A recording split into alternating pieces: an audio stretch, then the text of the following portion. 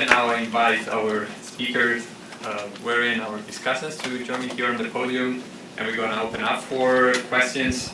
There is a mic, I think that's going to be circulated, and please state your name and possibly affiliation. That would help a lot, especially for those connected online. Well, we'll start by taking a few questions. The first round, 1, 2, and 3. Should I wait for the mic, or should I just... Probably the gentleman on the back. Sorry. My name is Rob Vos. I've recently joined IFPRI. I was previously with FAO.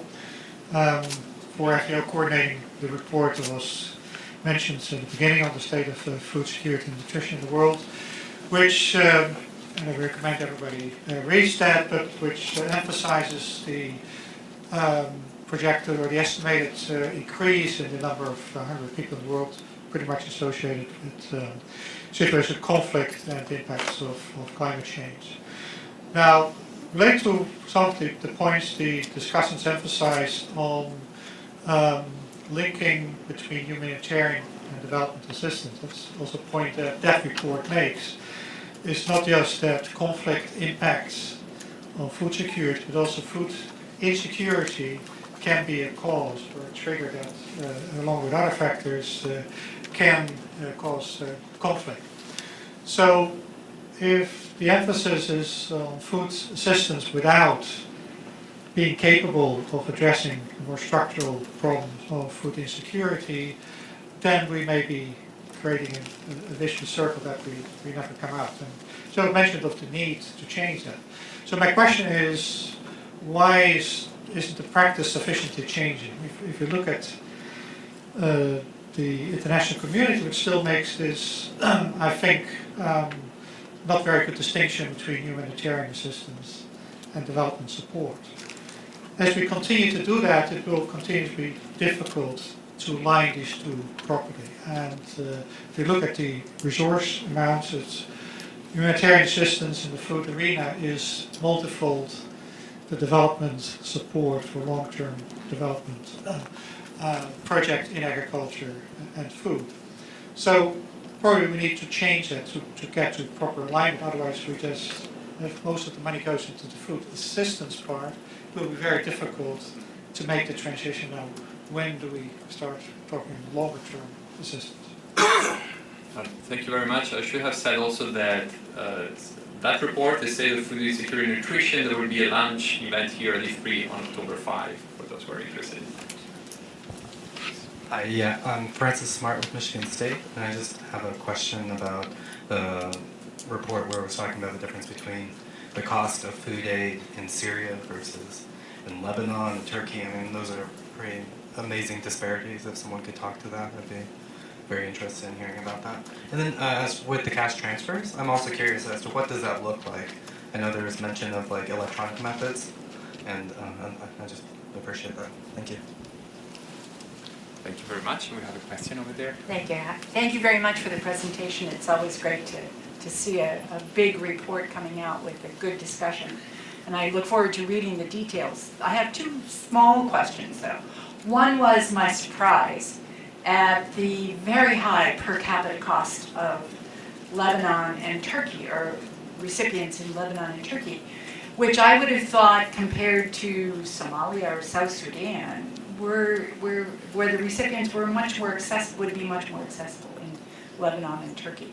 So that chart, I have to say, didn't make sense to me. So I'd love a little bit more on that.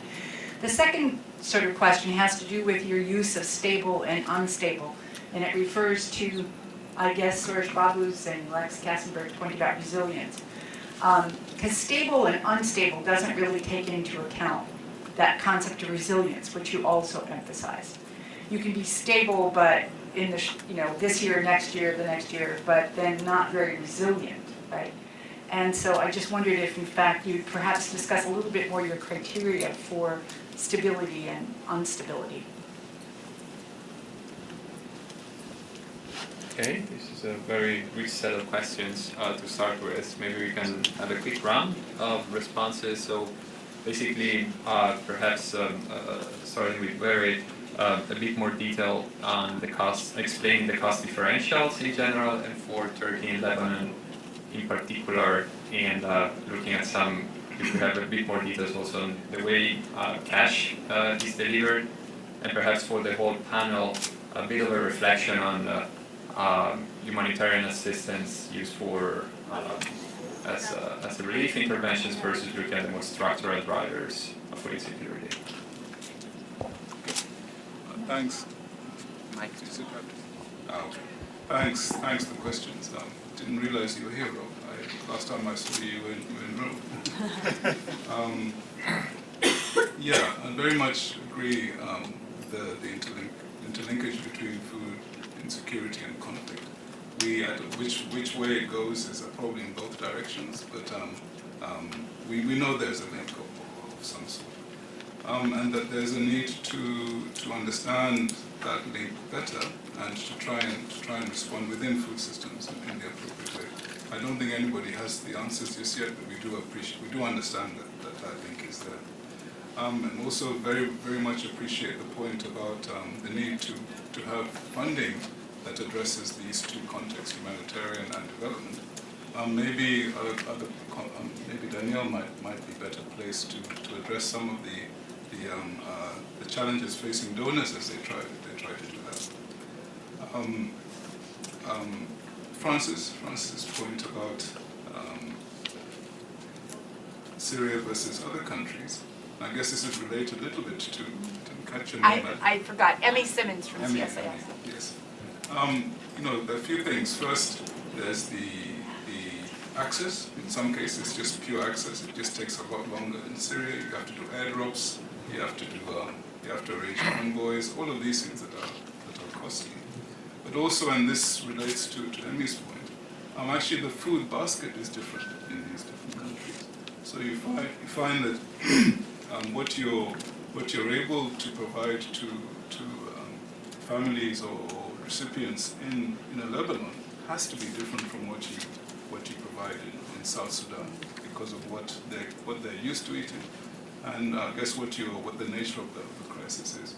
So the more processed goods in those countries versus in South Sudan, which would be a different bundle. So that's driving that. Stability versus instability.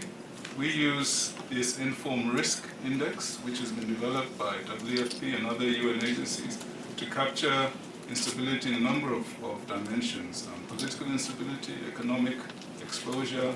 I can't remember all of them. My colleague here, actually I should have introduced a couple of colleagues who are with me. Chelsea Graham and Lorenzo Mota, who are very important contributors to the report. So the informed risk index is what we use for that particular analysis. And we were surprised at how well it performed as countries clustered in ways that fit with expectations. But as I began to signal, we are now breaking it down a bit further, and this speaks to what Suresh was talking about, the political economy of the food system, if you like. And there we're trying to now look inside informed risk and try to understand, use the political variables a bit more sharply, and also look at some of the World Bank's variables that capture that. So we know, again, it's important, but we're still exploring the details of it. Cash, sorry, I forgot to answer Francis' question about cash. This is delivered in different forms. Actual cash, in some cases, again, depending on what's possible. Vouchers, cash vouchers, commodity vouchers that can be redeemed, and then also electronic cash, which, depending on the sophistication of the financial system, may or may not be possible. So there are different forms. The report goes into some detail on that. Can I? Please. Just a little addition to that. Besides the different forms of cash or vouchers, there is also a difference between what we call the conditional and unconditional cash. That also determined, is determined by the context that we're working in. And the most flexible for the communities is obviously if you give unconditional cash. They can use it for what they want. But there are situations where you want to make sure that the people actually use it for the purpose that it is intended for, either for food in this particular context, but sometimes also for housing construction. And that may be that you provide either conditional cash or conditional voucher, because otherwise people may start paying off debt and all issues with the money, and that's not what it is meant for.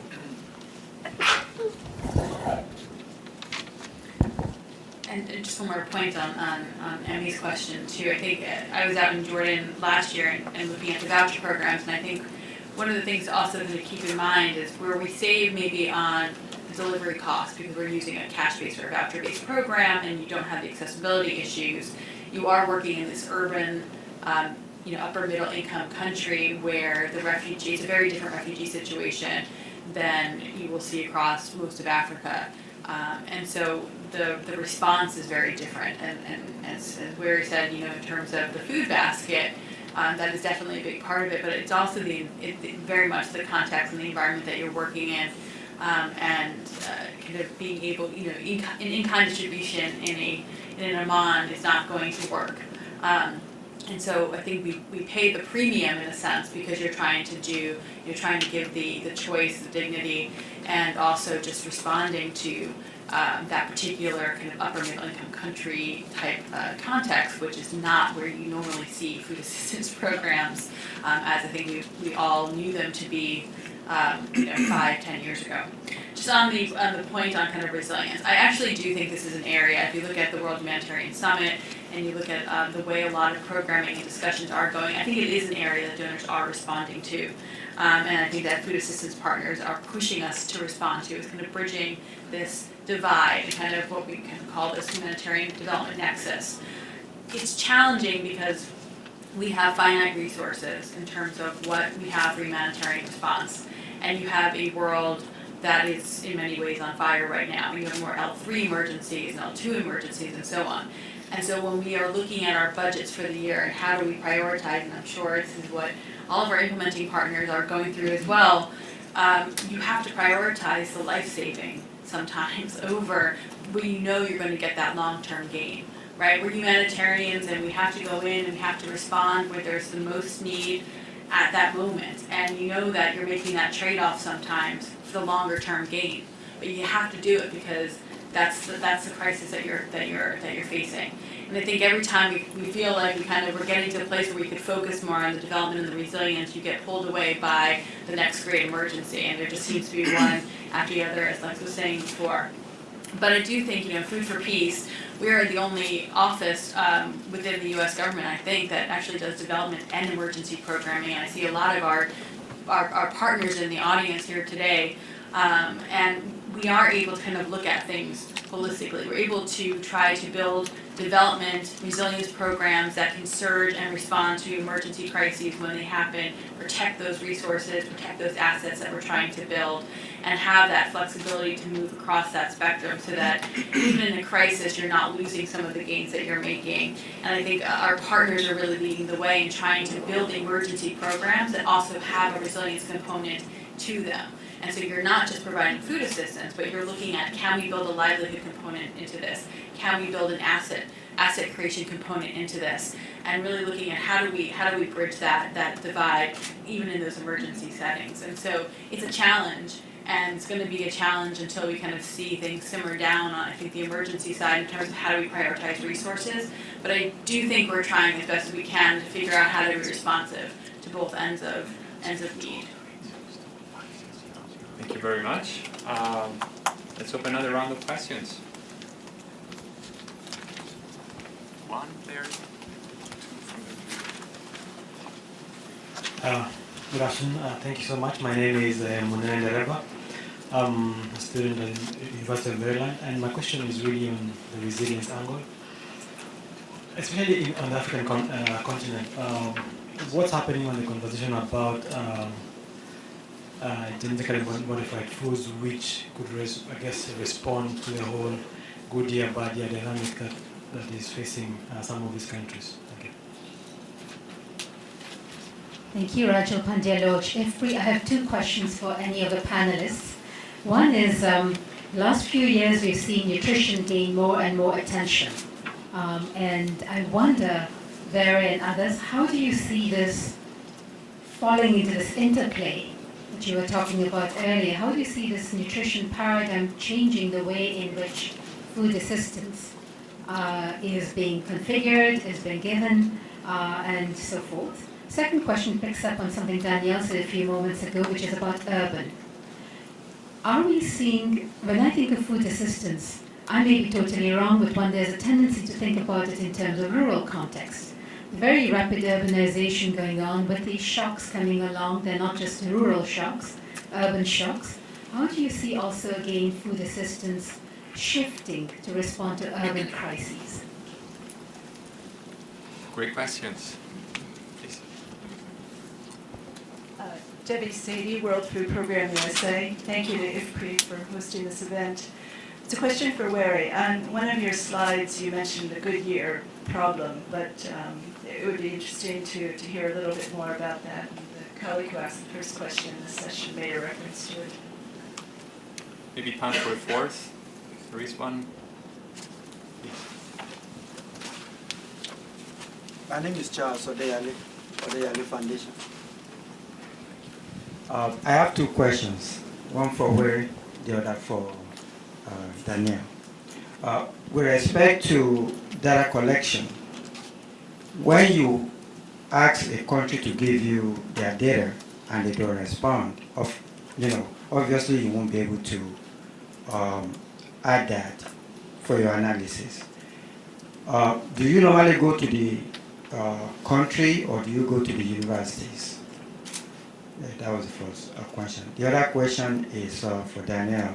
With respect to local purchase, how far down the chain do you go with respect to who are actually supplying you with the kind of food that you are using? My reason for asking that question is that my foundation is trying to use like 1,000 hectares of land with the local farmers, so that they are, working with institute like IITA, Institute of, International Institute of Tropical Agriculture, and the extension, services for our university consulting. What we are finding out is that those that are actually dealing with Central Bank of Nigeria with respect to off-takers, they are not far down the chain enough, so you don't have ownership. So how will you suggest that, the programs like this will deal with something like that? Thank you. Thank you very much. Very rich set of issues, types of food, nutrition, urbanization, Goodyear, data collection, and local purchases. Where would you like to start reflecting on those, and then we proceed? Sure, I'll give it a shot. There are quite a few really interesting ones. Munene's question on GMOs. I'm not sure I quite picked up the question. I think you were saying, you're asking what is happening in terms of national acceptance of GMOs.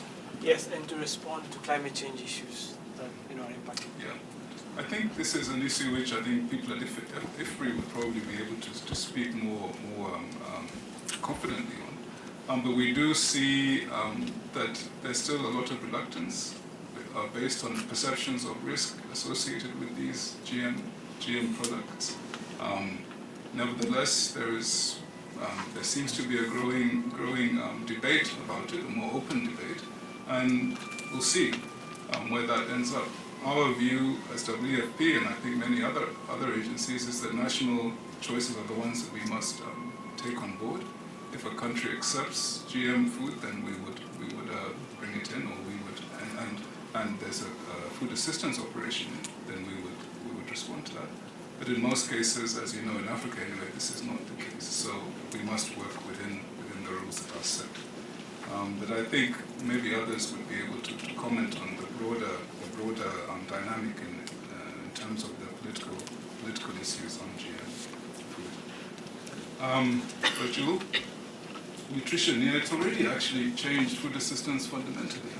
When you look at the number of commodities that we are buying, the number of supplies that we are using, you see a huge expansion over the last several years because of increasing recognition that we must respond to the tastes and the needs of particular groups, but also the need to improve the quality of the basket. There's also greater reliance on local production of these items because you may not be able to find an international provider that is able to meet those needs. So there's already a major shift in food assistance on that front. Urbanization, similarly, very rapid change. We don't have accurate numbers as of now, but we know, I think Danielle mentioned the crisis in the Middle East. That's an urban crisis. In Haiti, urban. So it's already the case that this is growing. The actual numbers we don't have just yet, and hopefully as we develop, for WFP anyway, as we develop the new urban policy, which will be coming out next year, as part of that we need to do this kind of assessment.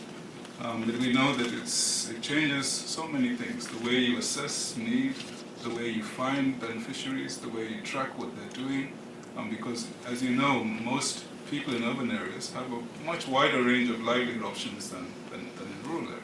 And so how do you factor that into your assessments and into your response? So it's already making a big change, and the report does address it to some extent. Debbie, the Goodyear problem. Actually, the Goodyear problem, from my personal experience, I think it's almost worse than having a bad year. A bad year, if it's a drought, if it's a flood, if it's a war, you know why you're failing if you're a farmer. Right? We're talking about a farmer or a trader.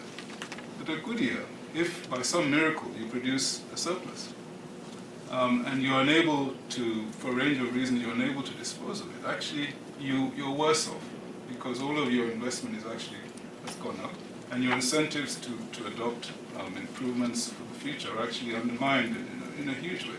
So the Goodyear problem in the small is a real driver of vulnerability. It's a real driver of hunger and deprivation.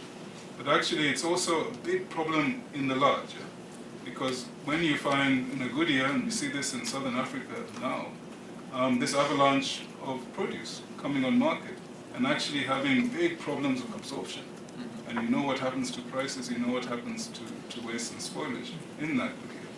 And so again, it damages the system over the long term. So the report suggests, and actually for future analysis, we want to do this a lot more rigorously. But the report suggests that actually you need to be preparing for the good year and leveraging it. You need to manage the bad year and also prepare for it. And what you also as you do that, you must have in mind those populations in the last mile, because those are the ones that actually create challenges in the food crisis. So that's the issue. Charles, sadly we haven't. That's one of the things. We're trying to mobilize ourselves to address, to begin to collect those data. We haven't done it in a systematic way yet. And we would hope that governments would be, they're the ones with the information about what they're spending. It would make sense to rely on local universities for that, certainly. But we have not yet been able to pursue that data agenda. We think it's really important. We hope to be able to, but as of now, we don't have. It isn't in place yet. It's a real gap. Thank you. Thanks. Any reflections, if you want, on any of these points? All right. Just on nutrition quickly too, just to add, because I know if I don't, our nutrition people will be very upset with me when I get back to the office. So we, on the Title II side, which is our U.S. in-kind side, we've actually invested quite a bit through this food equality review that we've done in terms of really reformulating our food basket that we offer. So fortifying our products, developing new products, and working with producers here in the U.S. to help build their capacity to respond with some of the ready-to-use therapeutic and supplementary foods and CSB pluses and so on that is needed on the international market. Because often, there is actually not enough of the supply to meet the needs, which are growing in this area, and then the short supply will increase what's already an expensive line of products when you're kind of talking about these specialized food products. So kind of increasing that basket. But these we see as really as the future in terms of addressing food security in kind of acute settings. But also, we also try to address, when you want to address stunting, when you want to address some of those underlying nutrition issues, those are our development problems as well. And so we really do look at kind of how can we use our development programs to address those underlying issues of nutrition that will help kind of improve those indicators as well. And just one final point on it, I also think there's something really, and I don't know that we've actually been able to really measure it yet, but with the rise of kind of vouchers and cash and blending it with commodities, that we'll see kind of an impact on nutrition. I think this is something that people started to look at in protracted refugee crises, where maybe they've only been getting dry food rations for a long time. And now with the rise of food vouchers, you're starting to be able to give them fresh fruits and vegetables. Well, what impact is that going to have on children? Or proteins, and what impact is that going to have on children and women and just kind of family health overall? And it's kind of a burgeoning area that I think we really do need to kind of do some more research on. Kind of what is that best blend of resources and tools now that we have this more vast toolbox, as cliche as it is to kind of say, to respond to kind of food security needs. Your question on local purchase.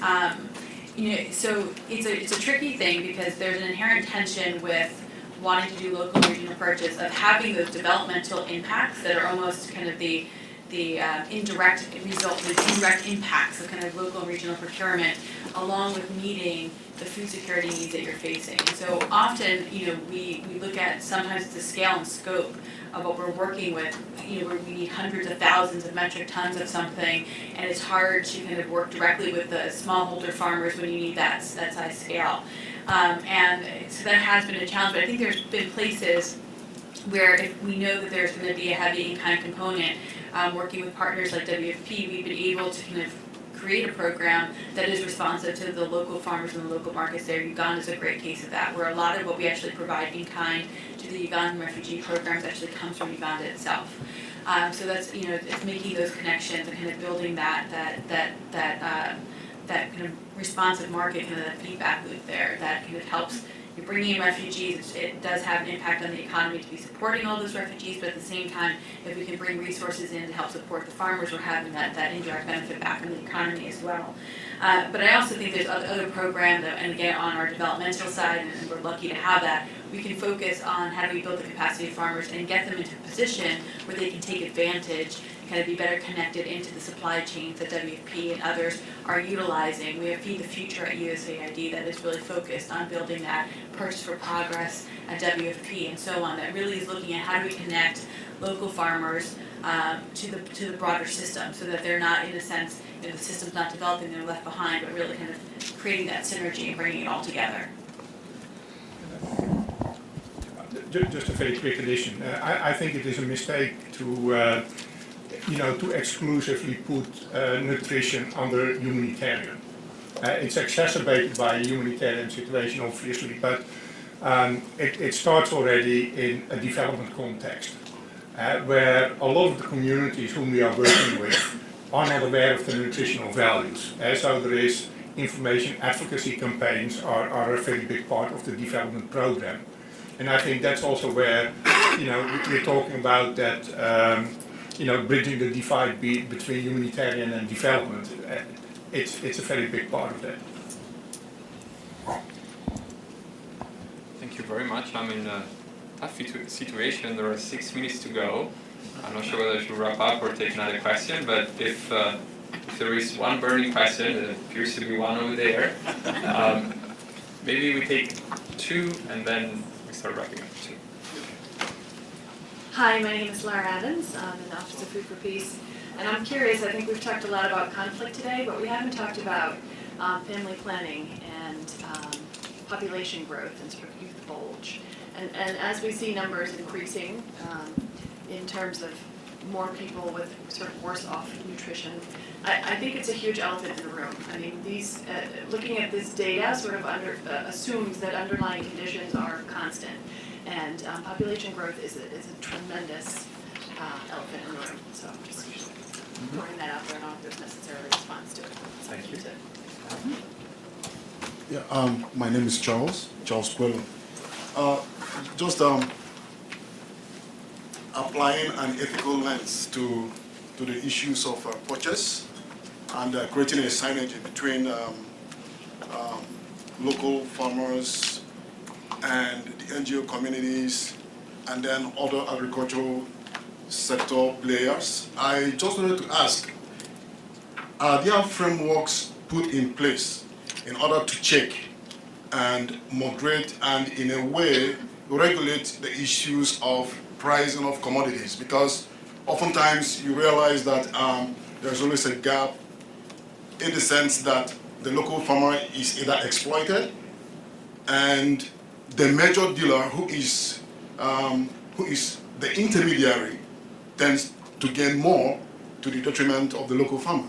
So are there frameworks put in place in order to check and create a balance on the issues of pricing in such a way that both the farmer at the grassroots level is not exploited, feels satisfied and empowered, enjoying his or her own ownership, alongside the big agricultural giants being moderated and regulated as well?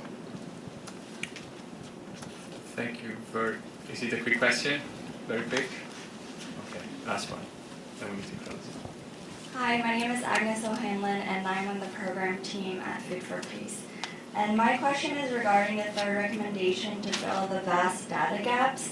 The report mentions the need for a comprehensive and verifiable global database system that captures the levels of resources and activities of food assistance. What would an adequate global database system look like, and are there current discussions with donors and partners to design and build such a system? Thank you very much. Shouldn't have asked whether it was short or whether it was difficult. But we have 3 minutes. Shall we start perhaps with Danielle this time?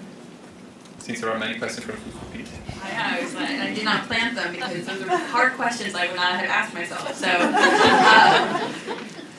I think on the equal, Laura knows this because we have a new strategy within Food for Peace, and we are looking at kind of the youth aspect of it. And I think, again, this is something where there really needs to be that synergy between the emergency and the development, because it is something where when we're talking about population growth, it's very tied to employment opportunities and livelihoods and education and all sorts of other issues that are kind of tied into that very large elephant in the room. So, it definitely is something that I think it weighs on this, and welcome kind of others' thoughts on it, but it's something I know that within Food for Peace we were trying to get our heads around and kind of figure out how can we design and programs that do take this into account.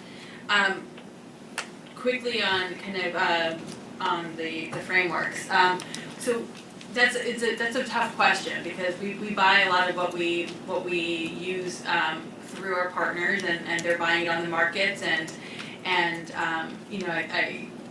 I would be happy to kind of follow up and kind of get back to you more in terms of what kind of standards are the procurement capacities that these different offices are using. I think it's a very fair question.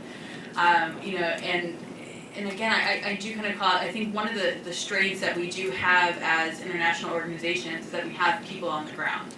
And we have very large kind of footprints in many of the places where we would be procuring. And so, we do have folks who are out there monitoring and evaluating systems. Again, I kind of know my colleagues in the Feed the Future program and the Bureau for Food Security who are working on systems.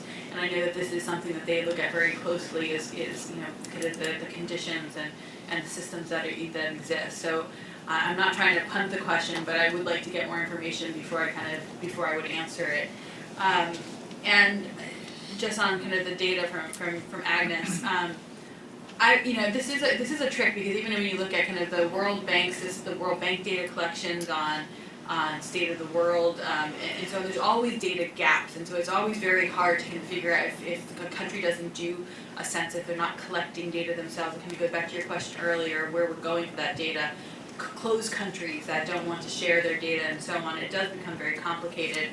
One thing I would just kind of throw out, this is kind of a little pitch, we as the US right now are chairs of the Food Assistance Convention, and it's a group of 16 donors, and we actually collect as donors kind of what we're doing in every country with all of our dollars every year on food assistance.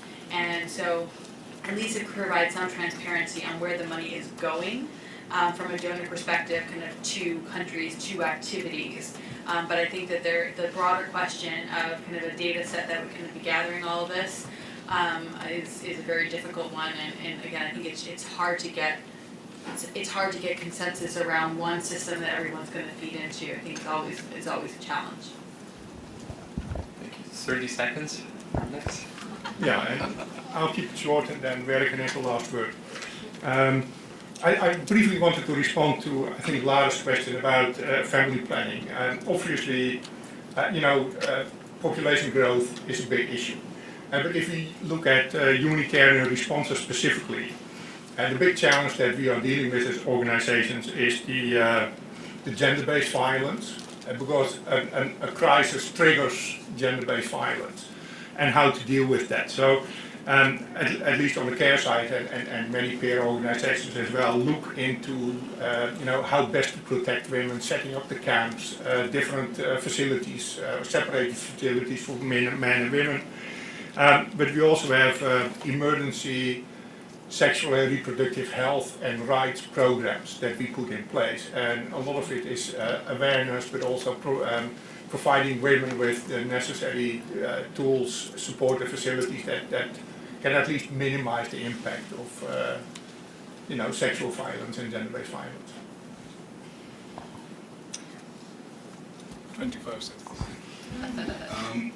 No, Lara, I guess I'm probably more optimistic than it sounded like you were.